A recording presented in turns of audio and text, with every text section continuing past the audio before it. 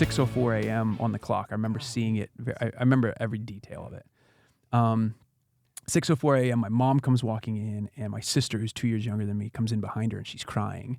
And my mom sits down on my bed, and she looks at me, and she said, "Josh," she said, "I'm moving out today. Do you want to go with me or stay here with your dad?" And I'm like, it was a blindsided moment for me because I'd never seen my parents argue. Wow. We had just literally gotten home like the day before from a vacation to the beach. And so somewhere, this decision was made, and here I am having to make a decision that no 10-year-old should have to make. Wow. And I actually thought, I'm going to fast forward, I actually thought that I got through those years relatively unscathed. My parents were pretty amicable through everything. I had amazing parents. Like, I can count on one hand the number of wrestling matches my dad missed, growing up. And that was because he couldn't get off work in time to get to an away match. He was always in the stands. But when I went into my criminal justice years, I start counseling juvenile delinquents out of college in a maximum security juvenile detention center. And I started falling in love with it. And I knew at that point I didn't have enough. I had a bachelor's degree in criminal justice. I didn't have a counseling degree. Mm-hmm. And so I knew that I saw all these young men, juveniles that were stuck in these detention centers, but it was because I never met one who had a great relationship with his dad or knew who his dad was. Most of them didn't even know who their dad was, just completely left. Yeah.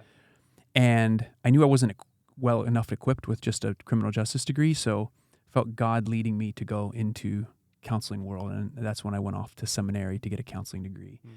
And the very first class that we had, we were asked to do a genogram.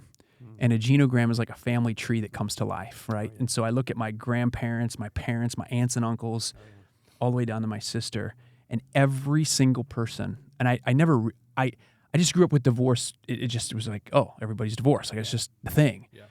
But when I saw it on paper, and every single person from my grandparents to my parents, my aunts and uncles, everyone was divorced at least once, most of them twice. Way. And I'm looking at this on paper, and I'm going, oh my goodness. Yeah. And and we had to do a paper, we had to write a paper on this.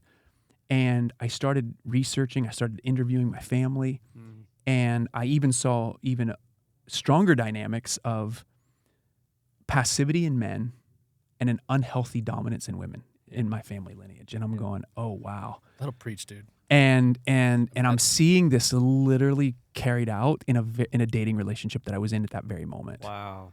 And I was going, this is a wake-up call. Like, I realized I ended up getting out of that relationship, and I entered 2 years of therapy. And I was like, I do not want to repeat everything that's going on here. Yeah. And so I didn't come out unscathed. I was like, wow, this is huge. And so for me, when you ask, like, let's go all the way back, I would have never been able to put two and two together that I'm doing today what I'm doing because of that. Yeah, sure. But there's no mistaking that why we're doing what we're doing today is because of those stories. Right. Yeah. I was the firstborn. I was the fixer in the family. I remember choosing to stay with my dad, and I chose to stay with him because I wanted I wanted to make sure everybody was happy. I wanted to make sure I didn't want to hurt my mom by saying, oh, I'm going to go with my dad, or didn't want to hurt my dad by saying, I'm going to go with my mom. I was trying to keep everybody happy.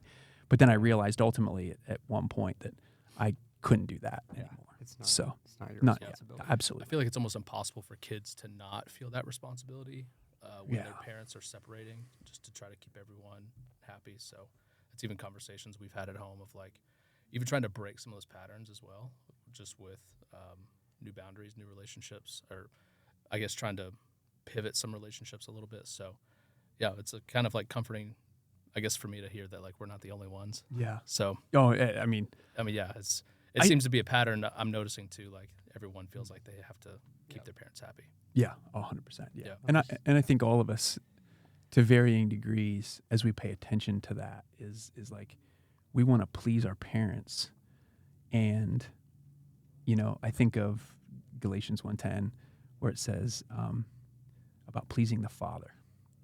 And there was a major switch for me through my adult years, especially my dad actually passed away in 2016, and just wrestling through that grief and that journey of realizing I was the only son. So now it's like, okay, now there's like I know the word patriarch is not popular today, but it's like I'm now the patriarch of the family. what does that mean? What does that look like?